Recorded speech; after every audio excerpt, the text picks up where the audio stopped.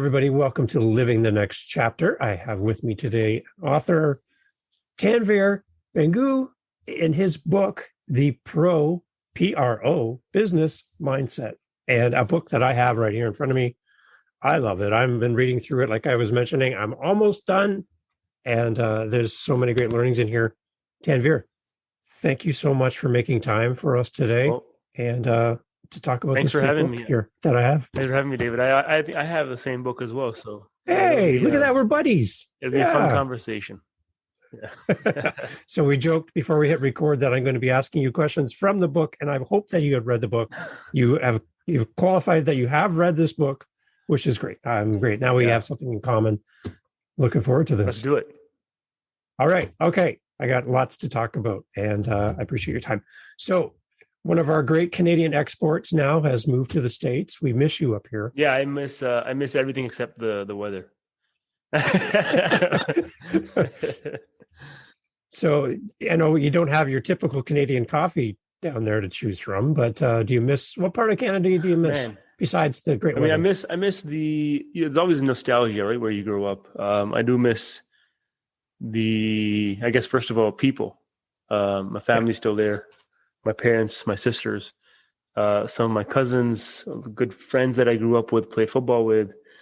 And then I do miss, I think, just the Canadian culture. Where you're all stopped at a stop sign and nobody wants to go first. No, you go. No, you go. No, you go. You don't see that here as much. So, I think things like that really make Canada unique. So you're telling us that we have Canadian culture? Is that what I'm hearing? I think so. And you don't realize until you leave Canada that there's a culture that, we are a part of. I know people say here, Canadians are so-and-so, but when you leave, you're like, now that I'm in this culture and, in Texas and Dallas, which is great, I can see a difference. So, it's always cool to kind of look at different cities and cultures. So Tanvir, have you changed your culture at all by moving away from us? Not much, a little bit, okay. A little bit. I'm just trying to have fun wherever I am, get in with the people and the culture of the city. So far, loving Dallas. Things are going well. Well, we miss you up here. So you, like I said before, you're always welcome to come back. We'll keep the door open. Keep you posted. It's excellent. So Tanvir, your background, heavy into sports, and reading the book, you go right back to day one and your first outing into the sports world.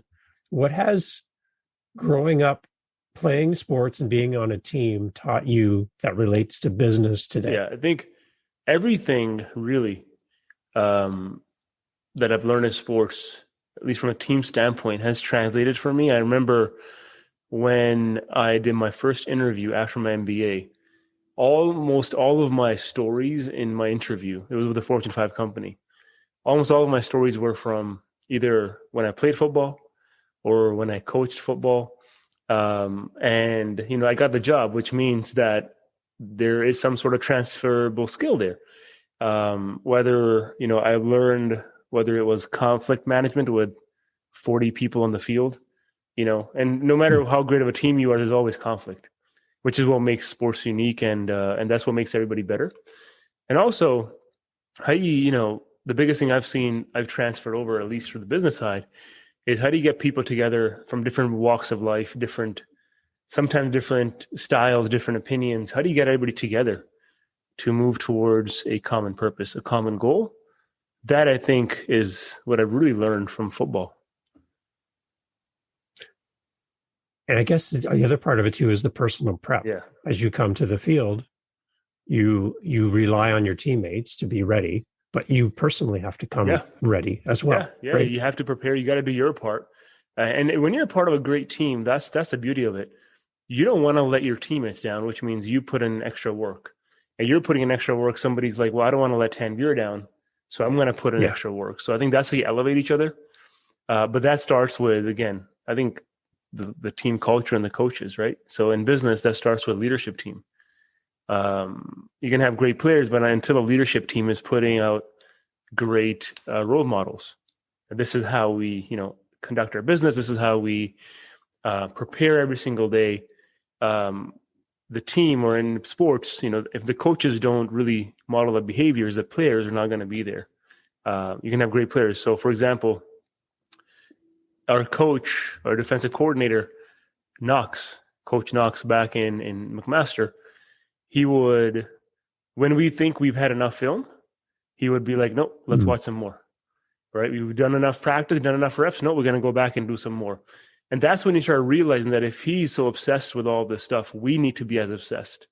And then you see the entire team elevate. And I think some teams in business have that, and some, I think, can learn, and they have no idea how great they can be when you really get the entire team to buy into the vision.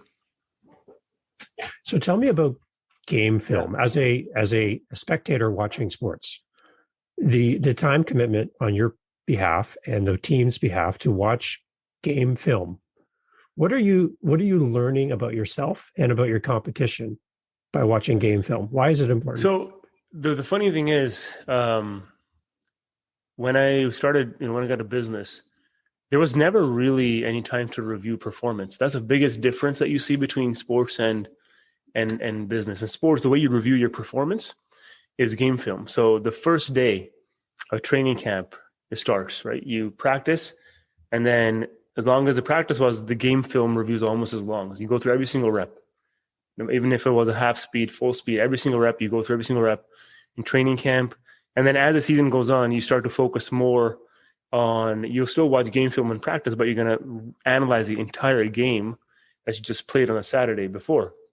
And, people don't realize that what you see the game on TV, that's like 10% of what you're actually analyzing in a game film. So, let's say, take the example of a regular football play. Most of the time our brains, get kind of auto-wired that, the quarterback gets the ball, he throws the ball, they score a touchdown. It looks like, well, hey, great pass, great throw, great catch. There are like tons of things that happen in the exact same play that a spectator doesn't really see. For example, there was a block the O-lineman made. If he had not made that block, this could have been an interception. Or, when one of the O-linemen called an audible, they knew the defensive linemen were going to do a twist. And if they hadn't called the audible before, hey, this is your guy, this is my guy, that play would have been over before it started.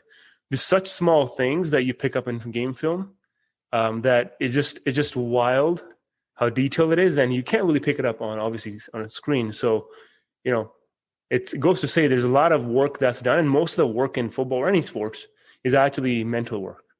Once you're good, once you know the skill sets, once you're able to, you can run the 40-yard dash, you're strong, you can learn the playbook. Most of the stuff that allows you to win is the tiny details in the preparation. So you grab back to your point, preparation. So in the book, you brought out an example of that audible call that happened. And it was Calgary that you were playing? It was in 2012, my second last game in the bowl game. So it was whoever won the game would go to the national championship, and it was against Calgary. Mm-hmm. Yeah. So the one thing that you mentioned in the book is it seemed like Calgary spotted a weakness or an opportunity when they looked at how you were lined up. So they changed their plans to capitalize. But then your team then also did an audible to compensate. Absolutely. And I'll tell you, the reason that story is in the book is because when in my first year, even if you gave us all the plays and the instructions, there's no way ever that we will be able to do that in a live situation. The beauty of it was that it was so much repetition and so much that we had worked on our playbook over the years that we were able to now just react to offenses when they try to get us in a tough spot. It was amazing. Like all the film that we had watched, all the detailed analysis that we had done. I think they thought that here's our defense so they can maybe find some sort of weakness. But we had practiced because we were so good at such a basics, because we had won the championship the year before. That year, we really started to go up one level and start looking at, how do you react to something that you haven't seen before? There's checks and balances and fundamentals they go back to. And that's when you know you got a pretty good team. So when we talk and we bridge the team and the sports to business, what I'm picturing, Tanvir, is there's at no opportunity is there a chance for anybody on the team lined up in that situation to say, when the call is made and we're going to switch to this, that once somebody doesn't stand up and go, but I don't agree with that. There's not time for this, right? There's reaction, and in the competitive market, you don't have time for your team to come to consensus. Someone has to lead, someone has to make the call, right or wrong, and the team needs to follow and buy into the team's culture. Is that correct? And that starts in football. That starts way before you ever have to make a change in the game. That starts from day one training camp. You want players that are bought into the team, to each other, to the coaching staff. And I think, to your point, in business, when somebody asks, let's say a leader, to change his or her strategy, when there are questions on the team, we don't agree with this, that means the leader has not done their job of getting the right buy-in from the team beforehand. It means there's a gap. The leader can do something differently where the team says, you know what, I might not agree with you, but I respect you, I trust you, and I'm going to do whatever you ask me to do because that's the call that the leader has made. That's how football works. I think in business, to get to the same level, yes, you absolutely need to push back. Doesn't matter if it's somebody, the CEO, or if it's somebody else. You absolutely have to push back, and you have to sometimes say, hey, I don't agree with this call. But when all is said and done, and the decision is that this is what we have to do right now, we don't have enough time, the team should say, okay, great, we're going to go with this strategy because this is what the leadership is asking for. And that starts months and years in advance. Leadership needs to get the buy-in of the team, which is the hardest thing to do, especially when there's so much change. So I think I saw on your website you talking about when there is change within a team and somebody leaves, that you don't take, that's not the opportunity to rebuild, it's the opportunity to reload. Can you expound on that a little bit? It's something that our coaches always say. It's when great players leave, you never want to be rebuilding your team. So, for example, in my fourth year, we won the national championship, the Bangor Cup. 3 of our 4 defensive linemen actually left that year. I was the only one coming back. But we had a lot of great players that had been practicing as second stringers on different situations on defense that were just able to step in, and it was like we never missed a beat. And that happens because our coaching staff, even though we had a great force, starting defensive line for the past 3 years, our coaching staff was like, well, one day these guys are going to leave. Who can we recruit? Constantly recruiting people. How can we make sure we're training these guys? And how can we make sure they're playing different positions? They can fit into the system as we need them. We used to have 8 defensive linemen we had like 10 different packages. So you have one person come off or go in just for this one situation. And, that is very hard for offenses to block because we got such different packages. But it also allows this, some of the younger kids, first, second years, to get some experience. So what happens when somebody leaves, instead of rebuilding every year, you just basically reload because you got these guys who have been practicing, who have been there, they have the confidence.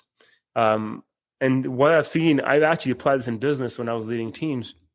I was always recruiting, even though I didn't have an open spot. I was always recruiting people. I was going to coffee chats. Somebody would call me and say, hey, can I talk to you? I'm like, absolutely. Let's talk. A young student, because down the road, when somebody on my team did leave, I had a pipeline of people that I could bring in. Now I need to make a job posting, and now I got to wait for candidates. I don't even know what I'm going to do. And then there's all this stuff that's happening in the business, because this one person left, there's all this noise. So that's what I mean by reload, is always having a pipeline of people, and your internal team should be able to play different positions and step up when somebody does leave. So that's how you reload. I like it, because a lot of people get nervous in leadership about their team leaving, right? And I've heard even people say, well, like, why invest in my team? They're just going to leave anyway. Well, what if you don't invest in them? Like, what's the opposite? Yeah. What's the other side of that, right? You need to invest in your team.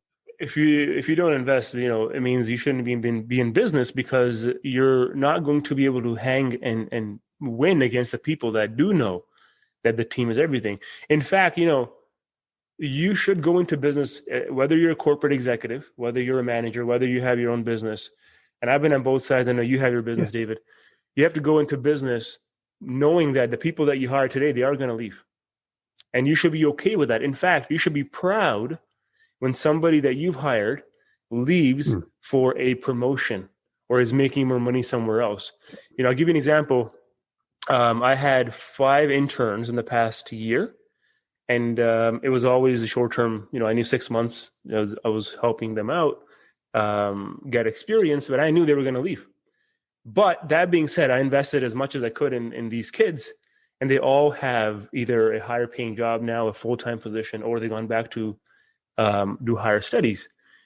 I could have been like, well, this is interns. I just need them to do my work. And then, away they go because they're going to leave anyways. But that would have meant that my interaction with these young leaders wouldn't have been great. The work they would have done for me would not have been great. And just as a human being, I wouldn't have been doing something that I was proud of. At the end of the day, you want to be helping someone, no matter who it is. And that pays your dividends. And you never know when you're going to cross paths with these people again, or what doors this will open for you by just being a genuine, caring human being. Absolutely. For all you know, you're going to be reporting to this individual in the next 10 years, right? No. That's not the reason you should be helping people out, but you should be helping out because you know that that's the right thing to do. In sports world, your team culture is important for sure. You're doing life with these people. You're traveling. You're practicing. You're surrounded by these people. They're your family, right?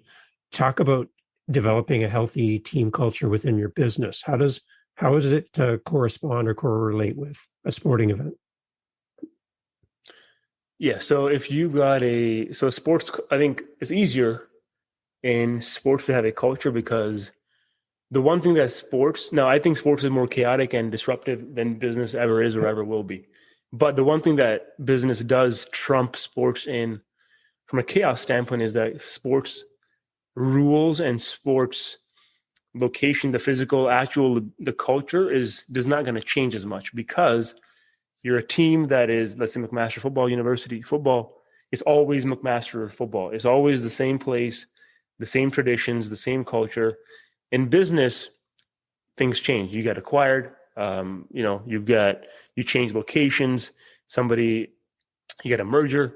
And also there's no season in business, right? There's no 12-month goals. There are goals, but there's no hey, here's 10 games. We're going to try to do the best we can, and then we'll see what happens, and then we'll get a fresh start. Business is ongoing. It's continuous. So building a culture in sports is easy because you already have a culture. Now, what great coaches and players do is they actually build on that culture. They enhance that culture. I think in business, what it really has to, it starts with the leadership team. If they really want to build a great culture, it has to start at the top. I've been in businesses. I've been as a young leader, as somebody in a senior leadership position. I'll tell you that leaders that actually emulated the great culture and they actually live with the culture and by the culture, I was always like, yeah, you know what? This is a great place to be because this leadership team is actually doing what they, instead of just writing a mission statement on the board, they're actually doing it. If it was a meritocratic culture, yes, they're promoting people who are going above and beyond. Now, if somebody just putting that out there to recruit people, you're going to have a lot of turnover. Your culture is not going to be the culture that you want because you are actually not, you're actually just going through the motions. You're not doing the things that actually matter. So in both cases, it starts with leadership team.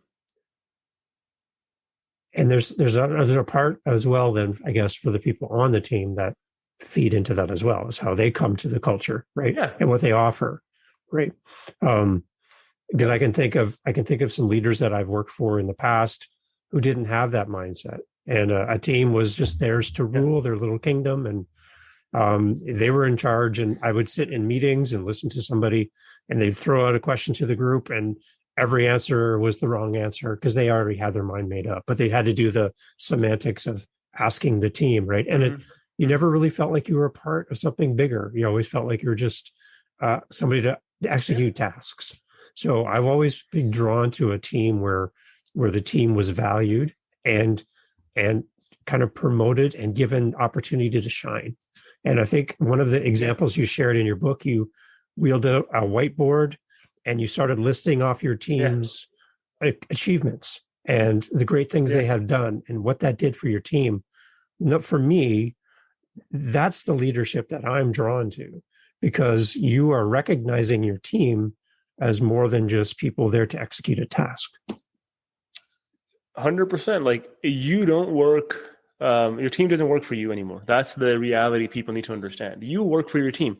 So, I mean, the thing that I've learned from, and I learned this from great leaders that I was fortunate to be a part of their team, they would always come to me and say, how can I help you? And I would tell them my problems, hey, I need help with you, for you to talk to that leader because their team is not getting me the things that I need, or, I need some help from something happening in my personal life. But the leader always said, how can I help you? And that allowed me to do my job well. The moment a leader thinks that you work for me, is game over, because the business is changing so fast and it's so competitive that you need people to actually believe in your leadership and in the company. And if people aren't fully bought in, then there are other businesses that have great leaders who are going to beat you. So, to back to your example, the whiteboard, I did that because the team was feeling like they aren't as good as some other businesses. They were like, we're doing all this great work, but, there are other bigger businesses, better businesses than us who are doing all this great stuff. So I was like, well, all I can do at this point is to show the team that how much progress they've made. So I put out a whiteboard, as you're mentioning, and just listed out every single accomplishment of every single person in the entire team. And at the end of the 30-minute exercise, you're like, wow, I can't believe we did all this stuff in the past 1 year. Right. And I mean, it's not, leadership is all about getting the best out of your people. It's a great example of connected leadership too, Tanvir, like that and can recall person A did this, person B, you've done this, person C, you're really good at this. It's like my leadership acknowledges and understands and appreciates my efforts. So I'm in. Like, there's a lot of other great companies that do something similar where I could go and move my career over there, but here I'm in the presence of somebody who really does care about me as a team member, and I'm buying in. I'm in. Yeah, and the other thing is, like, nowadays, if as leaders, you should care about people's personal situation. You should be asking your employees, hey, how are you actually feeling? How is stuff outside of work? How can I help you make your life, whether I can help you somewhere else or make it somehow less stressful? Because right now, let's face it, there's no more work and then life separation. It's all together. It's a synergy, and it's up to the leader to make sure that this individual can balance everything, whether it's their, something at home and work. It's the leader's responsibility to do whatever they can, as much as they can, to help this individual be their best self at work. Yeah. You just want to be like, just come here and do your stuff and leave. No, there's more to it. And that feeds right into the culture. My wife works at a warehouse. She's a warehouse supervisor, and she does her Monday morning huddles with the beginning of the week with her team. Mm-hmm. And she was kind of lamenting a little bit that they just kind of seemed that people were like looking at their feet and not really buying into the whole meeting, right? As a normal every week happening. And I said to her, just think about for a second. You used to be one of the employees, and you've had a really bad weekend. Your car broke down, your family member's ill, your kids are off from school because something happened. You can't make your rent this month. Like, there's a lot of things people bring to these huddles and meetings, and they're there, but they're all coming from different angles and they have different things on their mind. So when you're talking, not everything's getting through to them, and they might not look like they're buying in, but if you meet them on a human level and understand them as people, then that's a whole different atmosphere than just a person who hands out tasks. Yeah. And the thing that made football fun for me was because I was able to get away from, at least when I was a young kid, get away from all the stuff that's happening in life because I came from India and it was a bit of a tough time for me. That was the one time when I was able to kind of connect with people and other teammates and do something I enjoyed, and people that actually cared about you. So imagine spending 8 or 10 hours a day, which is 33% of your life, every single day. 1/3 we're spending sleeping. Imagine spending that not having a good feeling about people that you're working with, right? And kind of being discreet about everything that you believe in. It's not good. You're not going to enjoy your life. So it starts, I think, with leadership team to build that environment where, hey, this is a family. It doesn't mean you're soft. Doesn't mean you're not going to get your goals. In fact, you're going to do better because now you feel supported. It's a safe environment. But it's up to the leadership team, and the individuals will follow. If you are starting your Monday morning huddle, instead of saying, hey, how are the metrics? Instead of that, you should say, hey, let's go around the room and say, how was your weekend? What's on your mind and how can I help? That's it. And people will start sharing. And now hey, this person's car broke down. And in fact, I actually had a puncture tire. I saw that on Instagram. Week. Yeah, I did. Yeah. So like, well, you had a bad tire or puncture tire. I had a puncture tire. I had to miss my meeting or whatever. Let's bond over that. And let's maybe connect something more than just, hey, how are our metrics doing this morning? So that's where you really start to elevate your performance. The one thing as I'm listening to you talk, Tanvir, the one thing that I'm connecting the dots on, and I don't know, you're probably aware, but when you rolled out that whiteboard and you did that for your team, it took me back to the beginning of the book. And you shared a story when you were young in sports, and your coach asked you to step off to the sidelines, and your immediate thoughts were, oh, maybe I'm in trouble or I did something wrong, but he poured into you at that moment, and you basically replicated that with the whiteboard. Yeah, I think so. Now that I look back, and I think connecting the dots myself, I think those experiences do carry on with you in your life. So tell me, absolutely. Tell me what did that coach say to you, to the best of your memory, that altered your thoughts about your personal performance on the field, or you in sports, or you as a person? How did it impact you? Yeah, I think you read the book, but anybody who hasn't read the book, it's a story in the beginning. It's an introduction chapter. And my parents had taken my sister and I to India for 5 years. I was grade 1 to 6. I did in India. And then we came back when I started grade 7. And it was like, the culture had moved on, and I was kind of put back into this place without any friends, and it was tough. And I had a growth spurt, and I wasn't able to really, coordinate my movement. So I wasn't playing, many sports, and it was a tough time. My marks weren't as great as used to be. So I think for a kid, like, I was putting a lot of pressure on myself. And, long story short, I started playing football. I stumbled on this tackle football league in Brampton, Ontario's, as a rep league first, and then a house league, and then I went to rep. And it was during that second season, right when I was kind of starting to, get my confidence back, coach pulled me aside after practice. It was raining, it was muddy. And I was like, holy, crap! Like, why is he pulling me aside? Like, what did I do? But I remember he used to he had his rain jacket on. He's walking right by the sidelines and near the track, and he just very slowly, he's like, hey, you remember when you started playing, you weren't that good. I was like, yeah, I wasn't that good. He's like, but you've been working hard, and look how far you've come. And for me, it was like, wow, like, this is the first time somebody actually praised me since I came back from India, and this whole thing changed for me. The whole world changed for me. The first time I'm seeing progress, that I'm actually getting something positive, some positive momentum.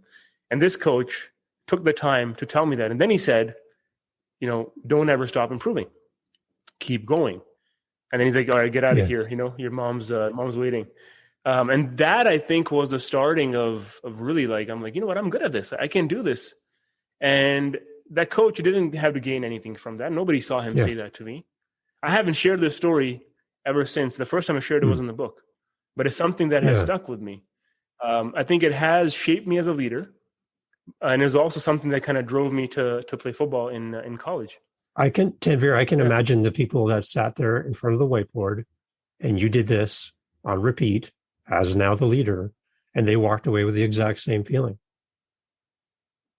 Yeah. So it doesn't take much to no, make an impact. and people Yeah. will never forget it. You didn't forget it when you, from being a child to an adult, Mm-hmm. and these same people, they're not going to forget that. So that's what a leader is. And the idea is that if you are doing your best, that hopefully the people that you are leading will one day pay it forward. Yes. Right. Yeah. Whenever they can help somebody. Yeah. So, wow, that's powerful stuff, Tanvir. Really. Like, I love kind of unpacking that with you and just putting those pieces together, because it all makes sense. You felt it as a child and it changed your life and shaped your thoughts. And now you're demonstrating it, whether cognitively or not, you're doing it right for your team, which is stupendous. It's amazing. So that's great. I got goosebumps myself. So wait, it's all in this great book here that everybody needs to go check out. It's all there and more. Definitely going to be something you need to read many, many times. So before I let you go, Tanvir, I know you got lots going on. One thing that I kept seeing in your book over and over and over is the identification of your why and why that's important. So in a very odd question, can you unpack for me why your why is important? Why your why is important? Yeah. That's what drives everything, at least for me. So if you don't know why you're doing something, it's going to be very hard for you to follow through on some of your actions and some of your, I guess, plans that you made for yourself. If you know why you're doing something, it's a lot easier. So, for example, when I was working out in high school to become this football player, my why was to get a scholarship. And nobody in my family had gone to university. Across all of my extended family. So I was like, well, I'm going to be the first one who goes. And two, I wanted a scholarship in football. So that was my why. I want to be the best. And that drove me, my friends would be out partying. They're like, hey, come on, let's go. And I remember grade 10, grade 11, grade 12, I'd be working out on a Friday night. It would have been a lot easier for me to go with them if I wasn't really sure why I'm doing this. But that was my why. And that why has carried on, whether it was during my my transition with my MBA, whether it was during some hard times in corporate, or even if it was when writing the book. I always it helped me know what the North Star was. So I think and you'll see a lot of great athletes tell you, when things get hard, remember why you started. Remember why this all makes sense. And there's one thing I always love. I think it's in the book as well. The Rock, the Dwayne Johnson, right? He tried out in the CFL. He got cut from the Calgary Stampeders, right? Which is a small world, eh? And now he owns the XFL. So when you kind of watch him speak and tell his story, he says he always reminds himself where he was when he got cut that day, and he has $7 in his pocket. That's his why. And even to this day, that's what drives him. So whether you're in business, you're an individual trying to build a business, or you're trying to climb the corporate ladder, or you're just trying to do something that hasn't been done before, know why are you doing it? It's going to help you stay on the path. The other thing I was reading through your book, and you talk about celebrating with your team for your wins, which is great. Yep. You talk about in a sports world where you even celebrate in practice, and just have that whole general attitude of celebrating each other and celebrating the wins. But then you started talking about celebrating your failures. And Tanvir, I had to go back and read it twice because I don't remember people talking about this as a topic. Usually we dig a hole and bury our failures so that nobody knows that we're real people or that we make mistakes. I think of when somebody comes to the plate in baseball, they talk about how many home runs. They don't talk about how many strikeouts they've had. Tanvir is coming to the plate with 400,000 strikeouts. It's like, well, that's not very encouraging. Yeah. So you're talking about celebrating your failures. A, why would we want to do that? And how do you celebrate a failure? How do you do it? Well, the thing is, we fail a lot more than we realize, right? So think about if I think the stats is 7 out of the best batsmen in baseball they get strike out 7 or 10 times. Yeah. Imagine if they were crying every single time Or they gave up out. after the first one. Yeah. Or they gave up, right? Imagine if a team in the NFL did not celebrate unless they won the Super Bowl. Could you imagine the morale? Could you imagine the just the overall atmosphere? I'll guarantee you, if they didn't celebrate a loss or in a game, even if you're losing, you still see people celebrate. I guarantee you that if you don't do that in professional sports, the team will actually do worse in the long run, because now you have people who aren't motivated, who are not having fun. It's about the journey, right? So as long as you're learning something from the failure, you should celebrate it. And sometimes where you might win or lose by a point, anybody could have won that game. Sometimes it is luck. Yeah. It doesn't mean you shouldn't celebrate. You celebrate the effort. So that's what I always tell people. If you put the effort in there, you gave it your best, celebrate the effort, don't celebrate the results. It's simple. Yeah. And if you continue to celebrate the efforts, which means you are going to be making more effort, you're going to be focusing on the actions in the future, and these actions will take you towards success. Yes. Yeah, exactly. Simple. And yeah, the efforts, no matter the result, should be celebrated and rewarded and praised and recognized. Yeah. On a whiteboard or on the sidelines of a football game, they need to be recognized. And that's where people grow and people gain perspective and want to do better. Right. Exactly. So that's good stuff. I love the bridge, Tanvir, between sports and business, because in business, you can have people who are in some cases educated beyond their intelligence, leading teams, and they have no personal connection. They sit in a corner office and hand out tasks, and a team dies because the team's not being fed. The team's not coming together around something and growing and having each other's back. But then to see it in a sports world and see how, even though you're competing with a teammate for a spot or a player position or whatever, at the time that the whistle blows, you're all on the same team, right? So exactly, there's competition everywhere, whether it's external or even internal. How Tanvir, do we approach competition within a company and from the outside? They're watching our game film. They're watching to see the mistakes, to see the gaps. They're calling out those audible plays to adapt to the things that I see Tanvir's not good at. I'm going to hit him on this side now. I see his blind spot. I'm going after it. How do we, within a company or from outside, how do we address that? How do we protect ourselves, but how do we make ourselves better? Yep.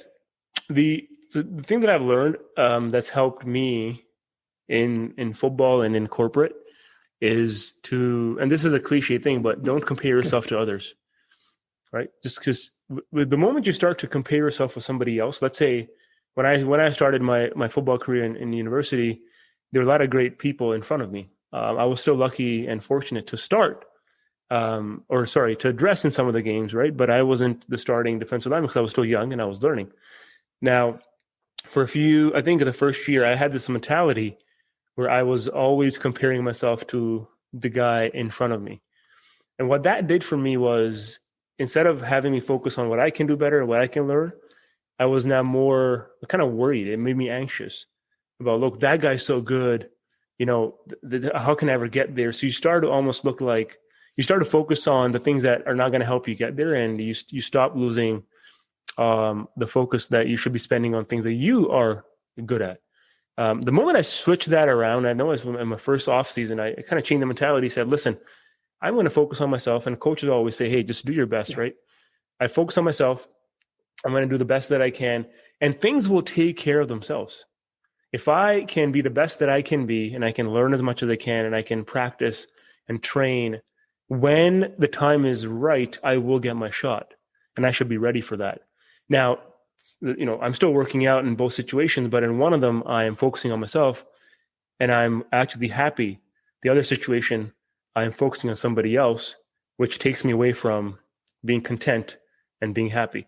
And I'll tell you, that shift allowed me to really have a breakout year that year. And then I started, I was a starter for 3.5, 4 years. And it was just a simple mindset shift. And business as well. When you're like, hey, this one guy is up for promotion beside me, right? When you start to focus on somebody else, you lose sight of what's important for your role, for your job. The best thing you can do is do your job the best. Get recognized, make sure that you're spending time focusing on building yourself, learning. And that's the best thing you can do, because people will recognize that. The moment you start to focus on somebody else, why did he get a promotion or she get a promotion, is game over. Because now you've lost the game. Now you're focusing your attention on somebody else instead of giving yourself that attention. And it's hard to do, but I've seen it work both for me in corporate and in football. So that's kind of what I do personally. It's excellent. So Tanvir, if you could have a moment again with that coach standing on the sidelines, or any coach that's leading a team, or somebody leading a team within a company, you could have a moment of their time to give them some wisdom on how to build a team. Is there something you could leave them with? A lot of stuff. Read the book, I think. For sure. Right here, do it. Okay. There you go. Well, the one thing that I will say, David, if I'm, let's say, standing in front of the same coach or somebody building a team right now, is to focus on your people. Go above and beyond business. Focus on your people. Focus on why should these people listen to you? Why should they come to work? Paying somebody a salary isn't the answer. Why should they come to work for you? Why should they care? Why should they listen to you? And then build your game plan based on those answers. And be a great leader. How can you serve your team? It all starts there. It's amazing. Okay, so Tanvir, again, this is the book right here, The P.R.O. Business Mindset. I have a few more chapters to read and I'm done, but I definitely going to have to start page 1 and do it again, because there's what I like, Tanvir, in your book too, is you give some great lessons, you give some side notes, you give some exercises. It's more than just a read. There's a component of accountability as a reader to take what you've read in that chapter and apply it right now. And I like how we talked before we hit record that you wanted to have readers kind of a part of the journey, a part of the book, right, from day one. Mm-hmm. So that's a great resource for people. So definitely go grab the book. I'm going to have the links obviously in the show notes. Tanvir, what is the best way for people to get in touch with you and be a part of your world? Yeah, appreciate it, David. Anybody get in touch with me, you can go to my website, tanvirbhangoo.com, or I'm more responsive on LinkedIn. So shoot me an invite on LinkedIn, and happy to get in touch. And you can get the book on Amazon, or if you're in Canada, Amazon as well, and Indigo. In the U.S., Barnes & Noble and other major retailers. Excellent. So what's exciting you right now, Tanvir? What are you looking at? Are you doing the whole crypto thing, or what's exciting you right now that you're just like, can't wait? I'm trying to stay. I mean, I should dive into the crypto side of things and NFTs. So that's something I need to look at. But right now, I think before we started recording, I was kind of alluding to this, David, but my what really makes me happy, my why, is actually building strong teams and getting things done in a business level. So I think I'm just did the book, a chapter in my life that I really wanted to do, and now I'm looking at what's next in terms of where can I go and build some strong teams and get some stuff done in the business world. Excellent. So let's see where. And you have your podcast as well. Yep. And the podcast as well, Sports to Business podcast. I think we just crossed 50th episode. Congratulations. So that's going well as well. Yeah. So we've gone from the field to the boardroom. See what I did there? Yeah. Yeah, there you go. With our guest, Tanvir. Tanvir, your book is great. I really appreciate this. And I love the fact that I can speak to the author directly, get the insight, get behind the scenes, and to thank you for writing it and to making that connection from that boy on the side of the football field to the leader in the office doing it as an adult and as a leader. I appreciate the fact that you've demonstrated what you were taught as a child. Is great. Well, that's means the world. And this is one of the reasons I wrote the book, David, and having such great feedback and having you actually read the book, it means a ton. So really appreciate it. And thanks for having me on the show. Everybody, make sure you go. Please support a great author who has put his heart and his soul into this book. And like I said, definitely something you need to have in your life as a leader. Thank you, Tanvir. All right. Thank you, David. Appreciate it.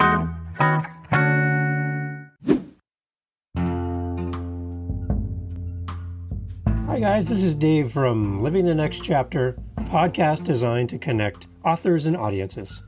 We're always on the lookout for our next interview.